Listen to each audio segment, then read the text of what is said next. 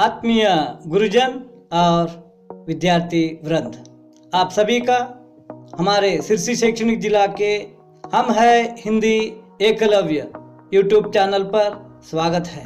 दोस्तों, मैं Chandrashekhar Subbarao Holi rosary high school Yellapur और मेरे अध्यापक मित्र वीएम भट्ट सरकारी हाई स्कूल बिस्कोट दोनों ने मिलकर इस बार हमने फईस के आधार पर 10वीं कक्षा के एक पाठ को तैयार किए हैं। उसे आपके सामने प्रस्तुत करने के लिए हम बहुत संतुष्ट हो रहे हैं।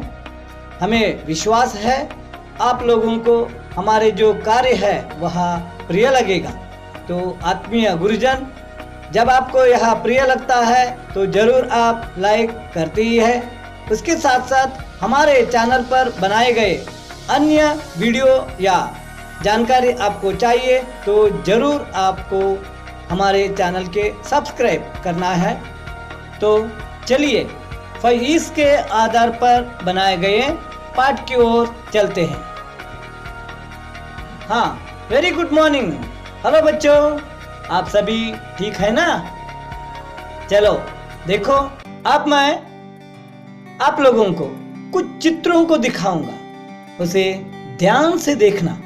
हाँ, ये रहा पहला चित्र।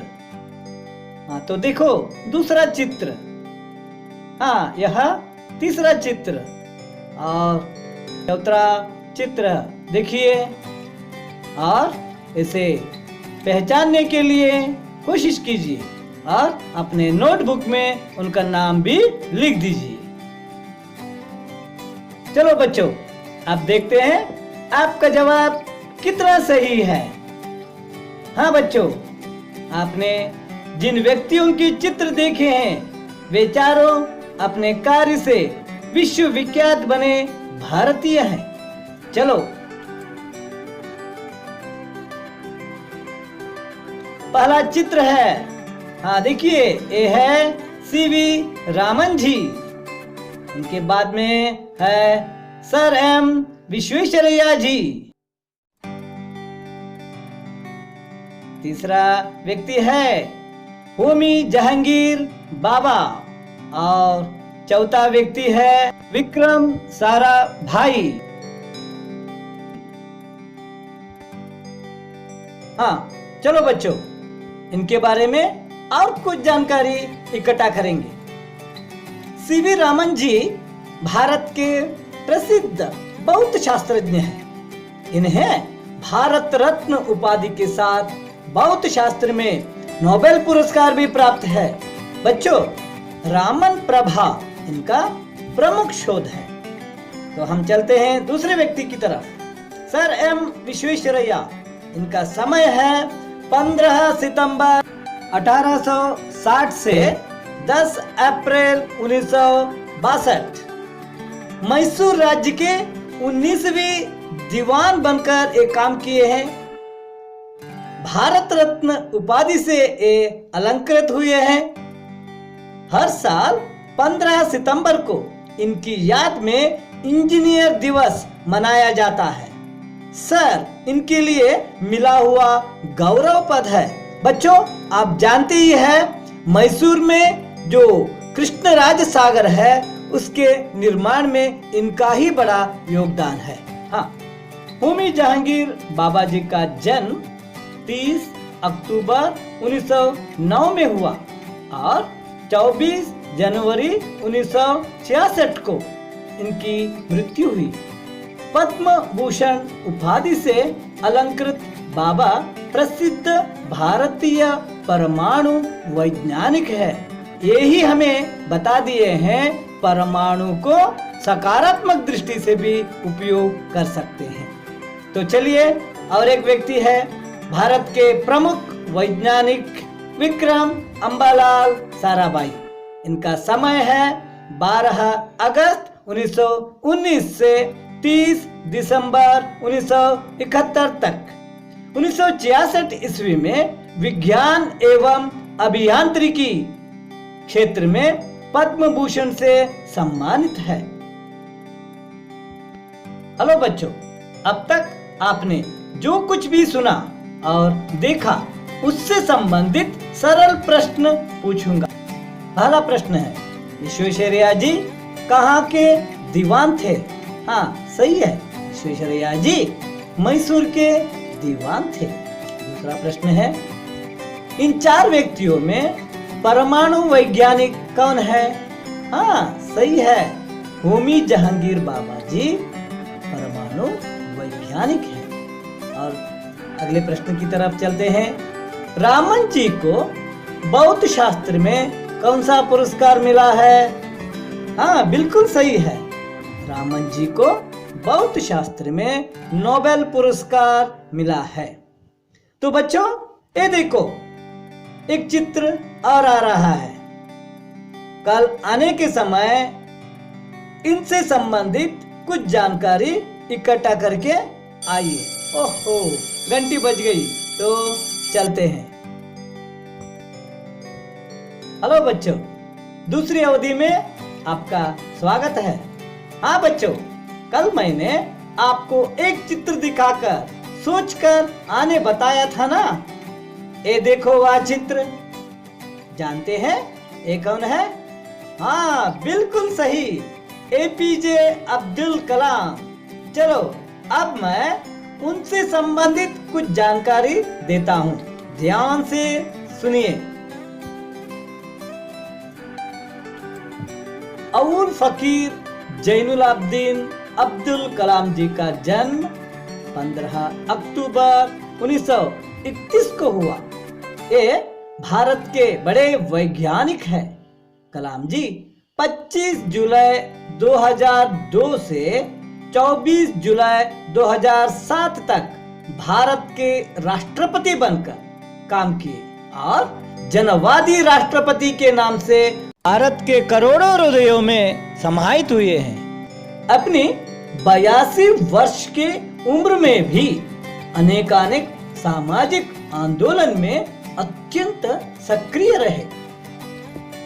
बच्चों तथा युवकों के चैतन्यशील एवं बहुमुखी व्यक्तित्व के निर्माणार्थ आपके नए अभियान का मंत्र था, मैं क्या दूं।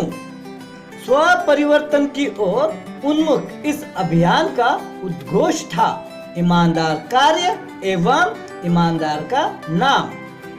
होमपाल अभियान द्वारा आप बचपन में ही इन सवालों को बोना चाहते थे कि मैं देश के लिए क्या दे सकता हूँ, समाज एवं परिसर के लिए क्या कर सकता हूँ। अब्दुल कलाम जी मिसाइल मैन यानी प्रक्षेपणास्त्र पुरुष नाम से प्रसिद्ध हो गए हैं। हाँ बच्चों, आप सोच रहे हैं ना, आज हमारे सर अब्दुल कलाम के बारे में जानकारी क्यों दे रहे हैं?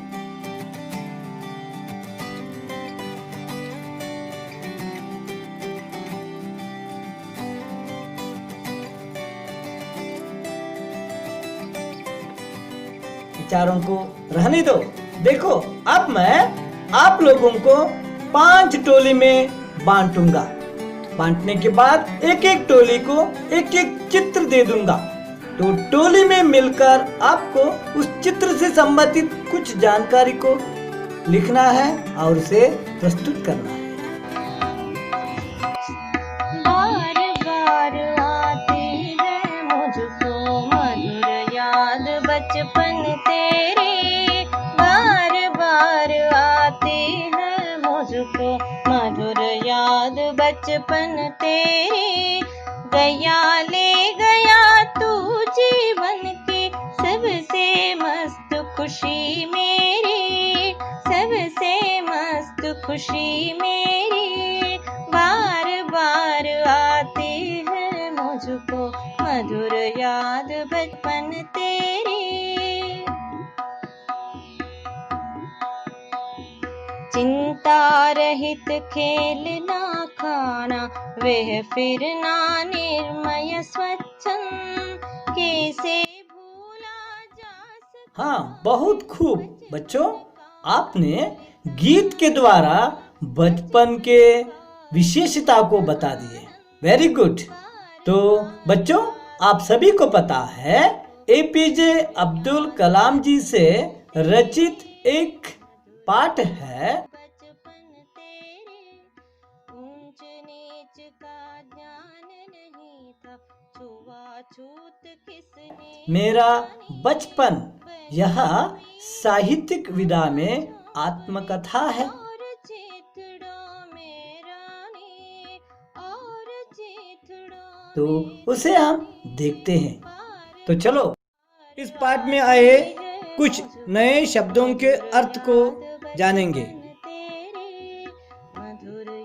कस्बा, छोटा शहर।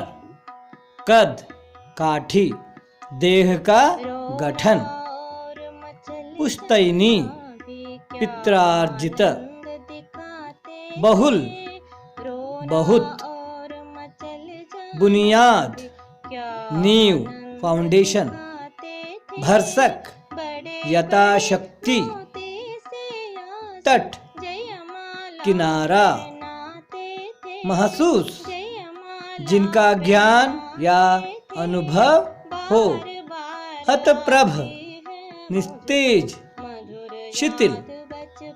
दायरा, कार्यक्षेत्र। चलिए अब हम इस पाठ में आए कुछ मुहावरों को देखेंगे। पौ फटना, प्रभात होना। दूसरा है काम आना, काम में आना अथवा इस्तेमाल होना।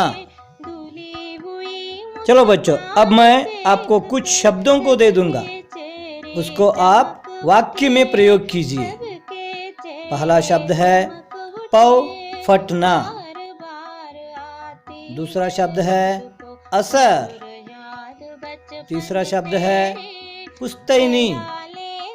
चौथा शब्द है तट। उदाहरण के लिए, पौ फटने से पहले ही मैं उठकर मेरा काम करता हूँ। असर, माँ बाप का असर उनके बच्चों पर पड़ता है। पुश्तैनी, हम अपने पुश्तैनी घर में रहते हैं। तट, मैं समुद्र के तट पर जाना बहुत पसंद करता हूँ। चलो बच्चों, अब मैं कुछ वाक्यों को दे देता हूँ। आपको क्या करना होगा, उन वाक्यों में प्रयोग किए गए कारकों के चिन्हों को पहचानना चाहिए। तो चलिए, पहला वाक्य है, बचपन में मेरे 3 पक्के दोस्त थे। इस वाक्य में आए हुए कारक का चिन्ह है में। यह अधिकरण कारक का चिन्ह है। अधिकरण का मतलब है जिससे आधार का प्रकट हो।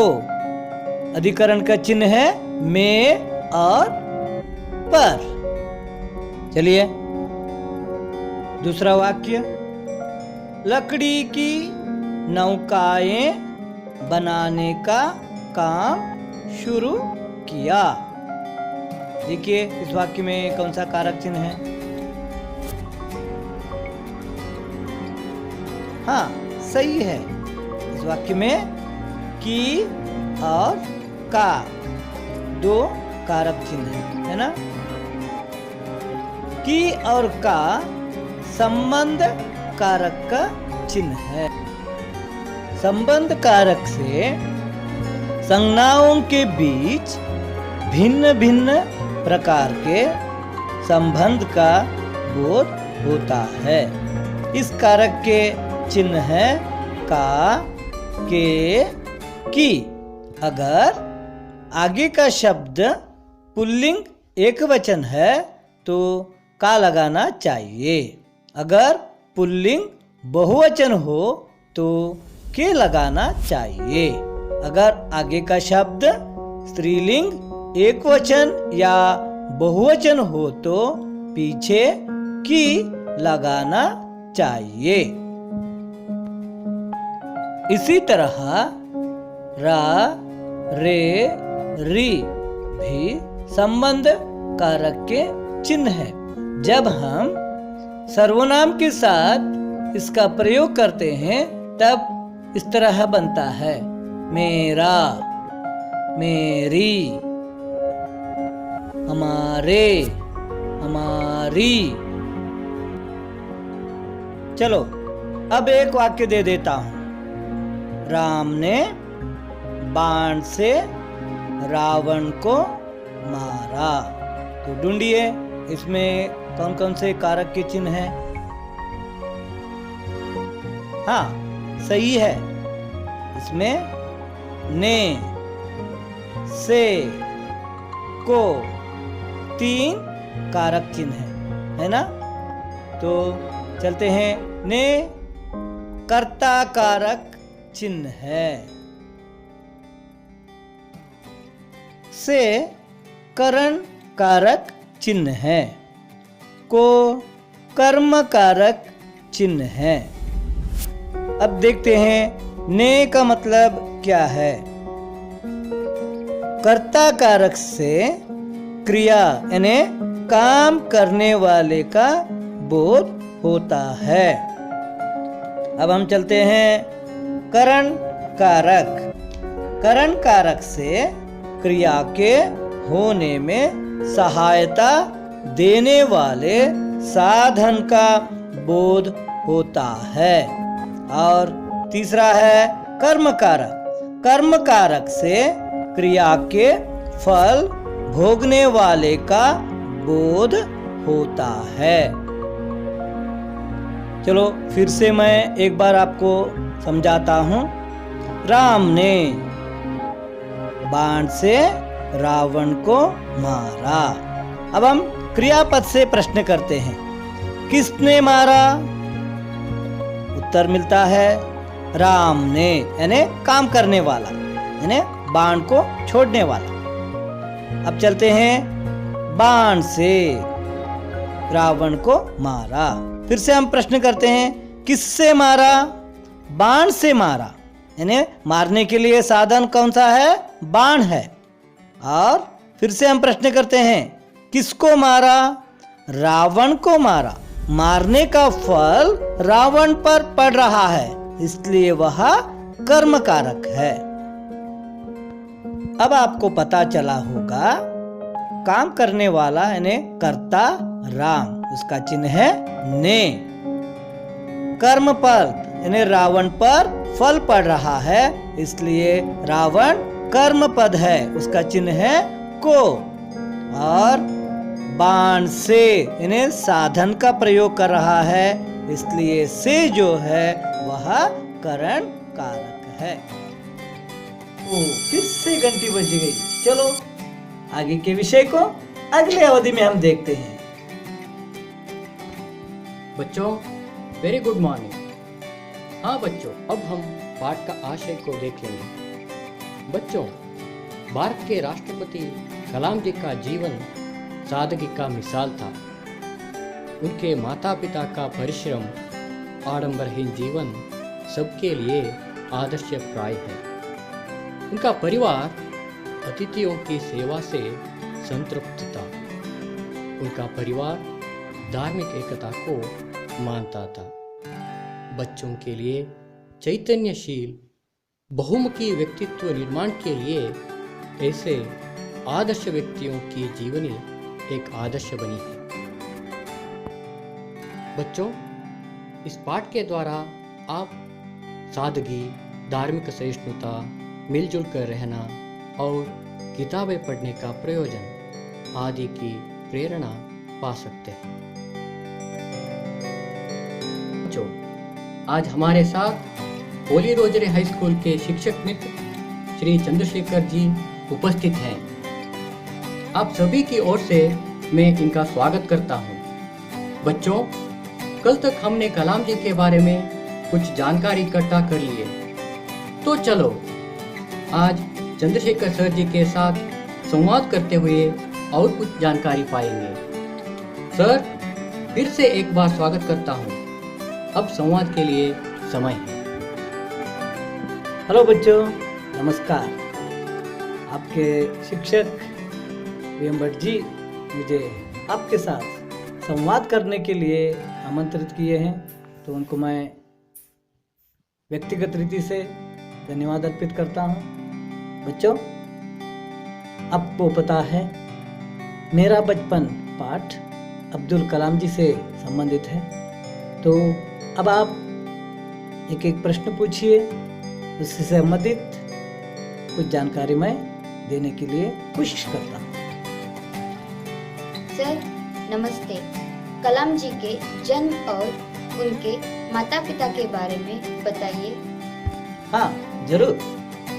कलाम जी का जन्म तमिलनाडु राज्य के रामेश्वरम में एक मध्यम वर्गीय परिवार में सन 15 अक्टूबर 1931 को हुआ। आशियम्मा और जैनुलाब्दीन उनके माता पिता थे।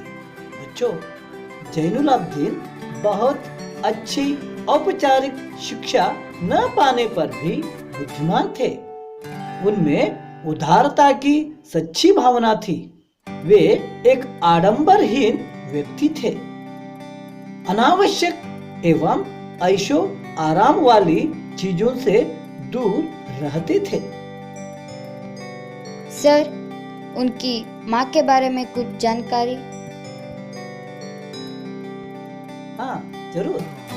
उनकी माँ आशियम्मा एक आदर्श महिला थी, दिखने में सुंदर भी थी। वे जैनुलाब्दीन के आदर्श जीवन संगिनी भी बनी थी। बच्चों, कलाम जी को अपनी माँ से बहुत लगाव था। वे हमेशा रसोई घर में ही बैठकर खाना खाया करते थे। जब वे खाने के लिए आते तब उनकी माँ आशियम्मा रसोई में उसे बिठाकर उसके सामने केले का पत्ता बिछाती थी और खाना परोसती थी। खाने में चावल एवं स्वादिष्ट सांभर डालती थी। घर का बना अचार और नारियल की ताजी चटनी भी हुआ करती थी। सर उनका घर कैसा था? बच्चों, अब्दुल कलाम जी अपने पुश्तैनी घर में रहा करते थे। पुश्तैनी घर का मतलब है जो कई पीढ़ियों से चलता आया है। वह घर चूने, पत्थर व ईंट से बनाया गया था। उनका घर रामेश्वरम की मस्जिद वाली गली में था। बच्चों देखो, मेरे पास कुछ चित्र है, उसे मैं अब दिखाता हूँ। हाँ ये देखो, रामेश्वरम का शिव मंदिर। इस शिव मंदिर के कारण से ही रामेश्वरम प्रसिद्ध तीर्थ क्षेत्र बना है। देखो कितना सुंदर है ना। हाँ बच्चों, इस शिव मंदिर के बड़े पुजारी है पक्षी लक्ष्मण शास्त्री। पक्षी लक्ष्मण शास्त्री और जैनुलाब्दीन के बीच में बहुत गहरी मित्रता थी। वे दोनों अभिन्न मित्र थे। ये देखो चित्र। ये दोनों जब जब समय मिलता था तब तब आध्यात्मिक विषयों पर चर्चाएं करते थे। ये देखो और एक चित्र है। कलाम जी अपने पिताजी से नमाज करने के बारे में प्रश्न किया करते थे। तब उनके पिताजी इस तरह समझाते हैं, जब तुम नमाज पढ़ते हो तब तुम अपने शरीर से इतर ब्रह्मांड का एक हिस्सा बन जाते हो, जिसमें दौलत, आयु, जाति, धर्म, पंथ का कोई भेदभाव नहीं होता। सर हम समझे नहीं। देखो, नमाज का मतलब भगवान की स्तुति करना, आराधना करना। भगवान को निर्मल भक्ति ही प्रिय है ना। भगवान के घर में सभी समान है, वहाँ पर कोई भेदभाव नहीं। यही इसका तात्पर्य है। सर मेरे पास भी एक चित्र है। हाँ, दिखाओ। देखो बच्चों, जैनुलाब्दीन जी हर रोज सुबह 4 बजे उठकर नमाज पढ़ते थे। उसके बाद पैदल चलकर 4 मील दूर रहे नारियल बगीचे पहुंचते। वहां से दर्जनों नारियल लाया करते थे। यह उसी से संबंधित चित्र है। अरे बच्चों, आपस में बातें क्यों कर रहे हो? सर, सुरेश के पास भी एक चित्र है, दिखाने के लिए डर रहा है। अरे डरने की बात क्या है सुरेश? यहाँ आओ, चित्र दिखाओ।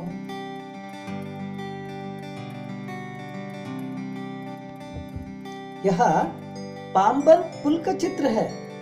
बच्चों देखो, यह एक दुख भरी घटना का चित्र है। कलाम जी जब 6 साल के थे तब उनके पिताजी अहमद जलालुद्दीन नामक स्थानीय ठेकेदार यानी लोकल कॉन्ट्रैक्टर के साथ मिलकर समुद्र के किनारे पर नौकाएं बनाने लगे। ये नौकाएं तीर्थयात्रियों को रामेश्वरम से धनुषकोडी तक लाने व ले जाने के काम आती थी। एक दिन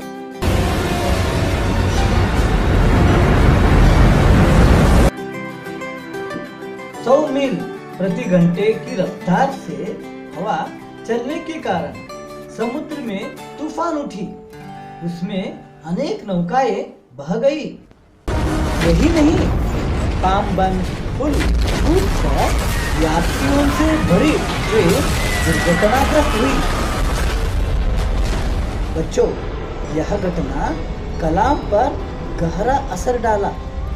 तब तक समुद्र की खूबसूरती को देखता रहा कलाम पहली बार अपार एवं अनियंत्रित ऊर्जा यानी सबसे हतप्रभ हो गए। और किसी के पास कोई चित्र है? सर, जलालुद्दीन कौन है?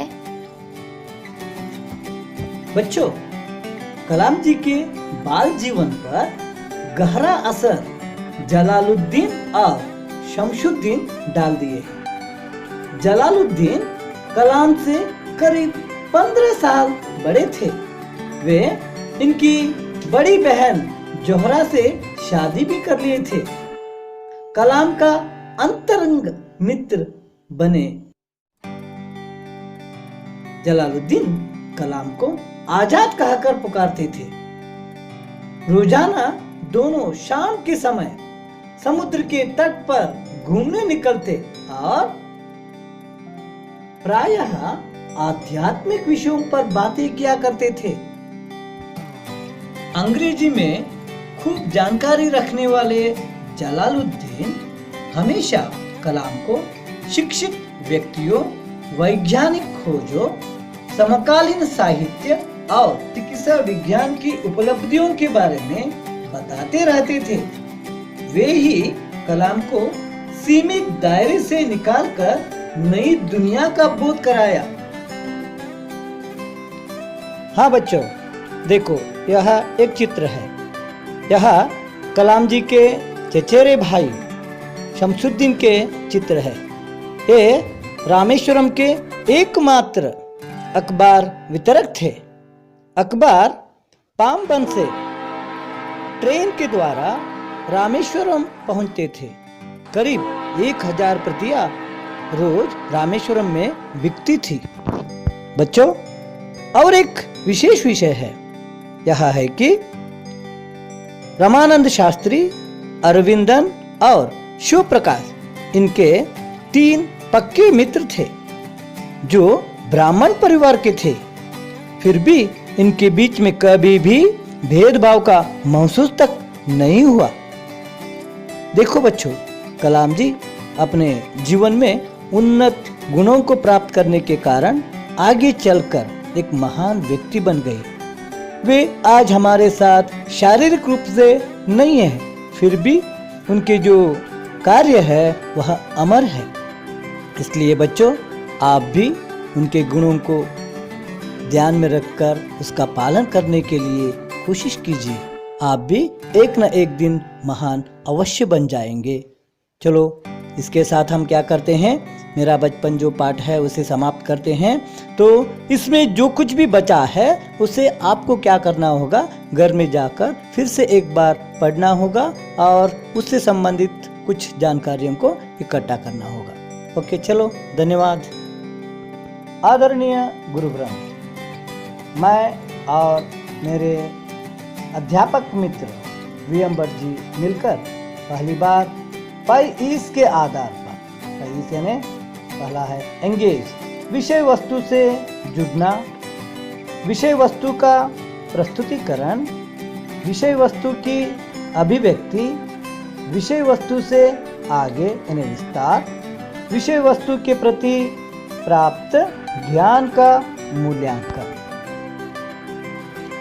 इन विषयों को रखकर हमने मेरा बचपन पाठ को आपके सामने प्रस्तुत करने के लिए कोशिश की है। इस कार्य में सफलता पाने के लिए हमारे राज्य स्तरीय चित्रकला शिक्षक यानी ड्राइंग टीचर सतीश हेगड़े जी, सरकारी हाई स्कूल बिस्कोट और राजराजेश्वरी हाई स्कूल मंचीकेरी की बहन सुमा रविंद्र हेगड़े जी अपनी मधुर आवाज़ में पहुंचे, तो उनके कारण से यह और भी सुंदर बना है। अगर इसमें कोई गलतियां हुई है तो उसे माफ़ कर दीजिए और सुझाव भी भेज दीजिए। मैं और मेरे मित्र वीएम भट्ट जी समझते हैं आपको हमारा कार्य प्रिय लगा होगा।